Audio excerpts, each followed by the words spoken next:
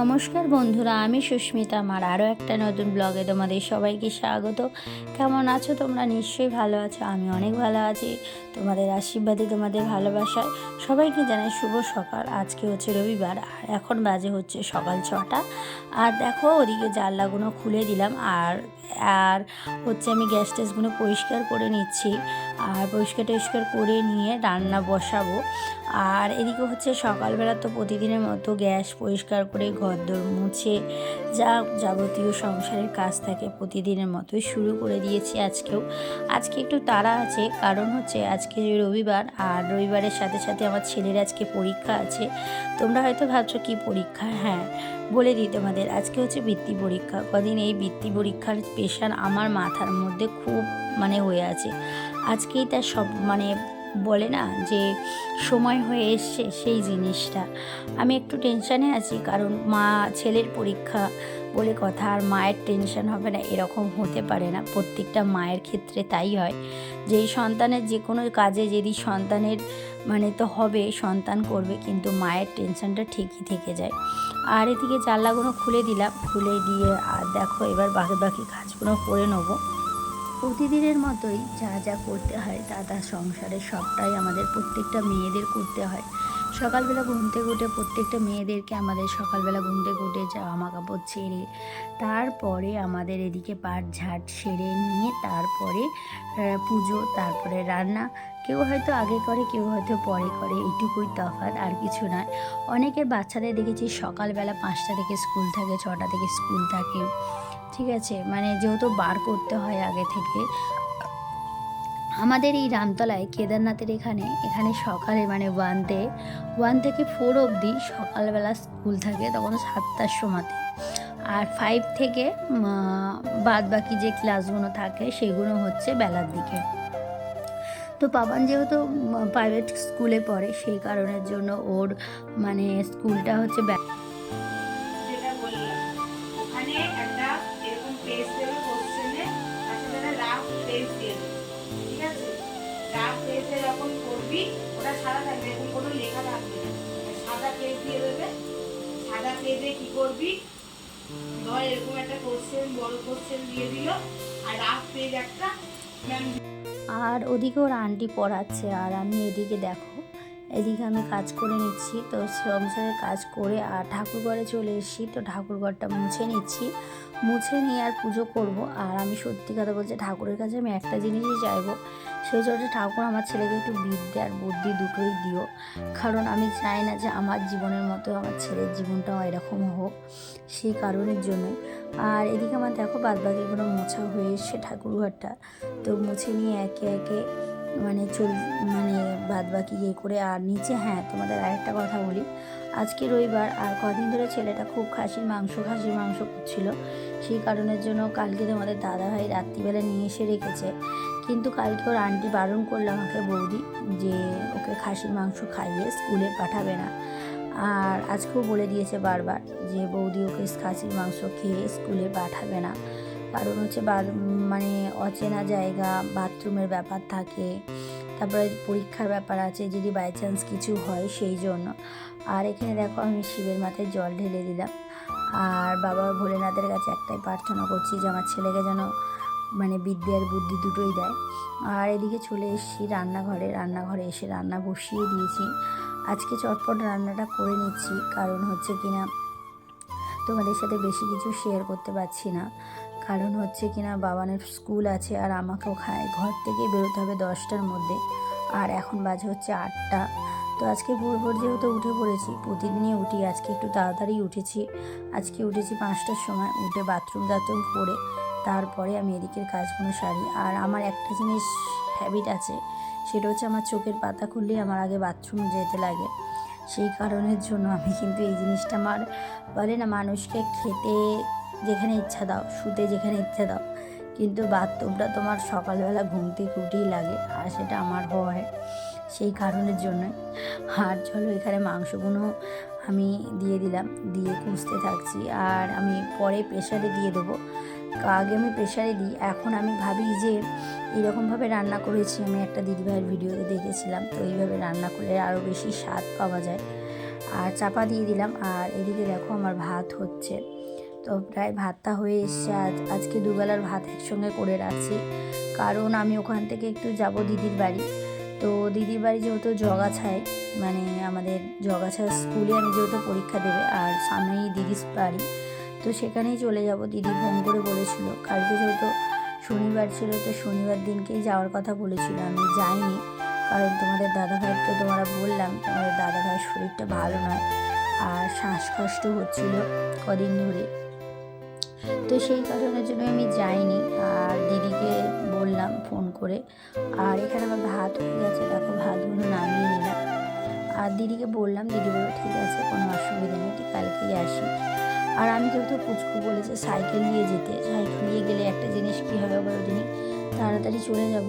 আর আমাদের সাথে ওর আন্টিও যাবে, কারণ ওর আন্টি যেই জায়গা থেকে নিয়ে যাবে সাইকেল দিয়ে, তো সেটা বলে বৌদি খুব শর্টকাট হবে, তো ওখান থেকেই যাব, আমি যাব, আর আমার ছেলেরই একটা বন্ধুর মা যাবে, তো দুজনে সাইকেল দিয়ে চলে যাব। আর এখানে আমি গরম জল করে নিচ্ছি। আর যে কোনো তরকারিতে তোমরা যদি গরম জল করে দাও না, তরকারির টেস্টটাই কিন্তু বদলে যাবে। আর খাসির মাংস বা মুরগির মাংস বা যে কোনো তরকারি, মাছের ঝাল বা এমনি নিরামিষ তরকারিতে, যেখানেই যাই হোক, তুমি একটু যদি গরম জল করে তরকারির মধ্যে দাও, রান্নার টেস্টই বদলে যাবে। আর আমি এখানে প্রেশারটা এঁটে দিলাম। তো তারপর তোমাদের বলি, যেটা আমি এই যে চলে এলাম স্কুলে এসে দেখো সব বাচ্চারা করছে। আর এটা আমার একটা বন্ধুর বলতে পারো বৌদির ছেলে দুষ্টুমি করছিল। আর এখানে আমি পাপানকে খুঁজছিলাম, আর ও এদিক ওদিক করছে আর গা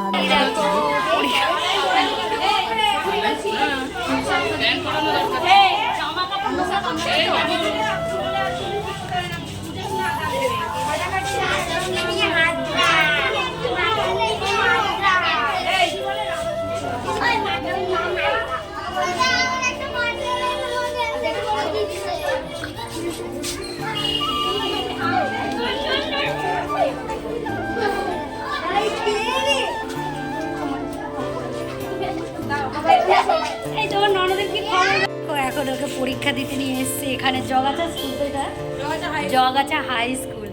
আর এই যে সঙ্গে আন্টিও এসছে স্টুডেন্টের সঙ্গে।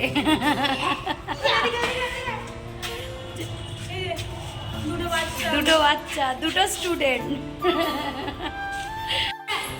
এই বাচ্চাগুলো দেখো সব পরীক্ষা দিতে এসছে গ্রিন ভিউ স্কুল থেকে। না কোথাও যেতে হবে না, এখন গ্রিন ভিউ স্কুল থেকে সব পরীক্ষা দিতে এসছে, আজকে বোর্ড পরীক্ষা। তো রান্না করে চলে এসেছি সব। এই যে এটা দেখো কে,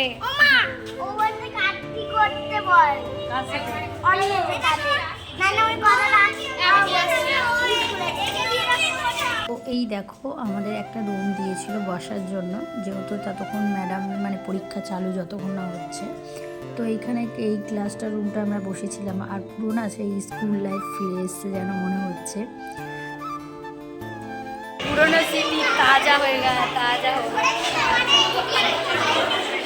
স্কুলের বেঞ্চের উপরে বসে আছি সবাই। এই এখন বাজে 2:30, সব বসে আছি। এখন দিদিবাড়ি গেছিলাম, দিদিবাড়ি থেকে চলে এলাম, সব ওদিকে সবাই বসে আছে। এখানে হ্যাঁ রিলস বানানো যায় এখানে খুব ভালো, কিন্তু এত লোকের মধ্যে রিলস বানাতে ভালো লাগবে না, লোকে হাসবে, বলে মা ছেলে পরীক্ষা দিচ্ছে আর মা রিলস বানাচ্ছে। কিন্তু টেনশন একটা কাজ হচ্ছে ভেতরে প্রচণ্ড টেনশানে আছি আমি, মানে এত টেনশন হচ্ছে ভাবছি কী লিখছে। হ্যাঁ, আর ওর একটু উচ্চারণের প্রবলেম আছে না, আরও বেশি টেনশন হচ্ছে আমার। এই দেখো এখানটা খুব সুন্দর জায়গা ছিল রিলস বানাবার জন্য, কিন্তু যেহেতু লোকজন আছে আর মানে সত্যি কথা বলতে ভয়ও করছে, সেই জন্য আর করলাম না। আর এই দেখো পরীক্ষা দিয়ে এসে দিদির বাড়িতে খাওয়া দাওয়া করলাম, খাওয়া দাওয়া করে আর দিদি এখন বাজে হচ্ছে 5টা, তো দিদি ঘরদোরগুলো ঝাড় দিয়ে দিল। আর এইটা বাইরেটা ওদের উঠোনটা যেটা আছে ওখানটা ঝাড় দিচ্ছে। এই দেখো দিদির বাড়ি এখন তেঁতুল কাঁচা লঙ্কা আচার করেছি, বিকেলবেলা খাবো স্কুল থেকে এসে। আর এই দেখো এখন ও বাড়ি যাবে বলে রেডি হয়ে গেছে, এদিকে ও জামা নিয়ে আসেনি, স্কুল যাওয়া পরে ওকে গরম নিয়ে যাবো।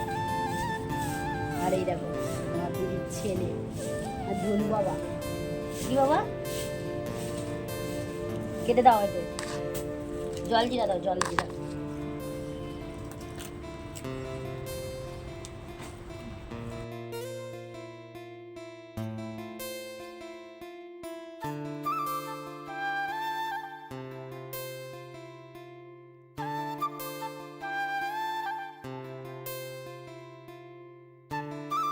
আবার একটা হবে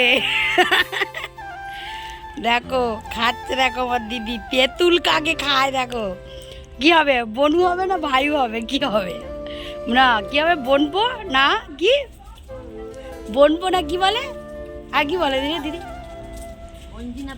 বনজি না ভাই বনবো দেখ ভালোভাবে খা বেশি করে খা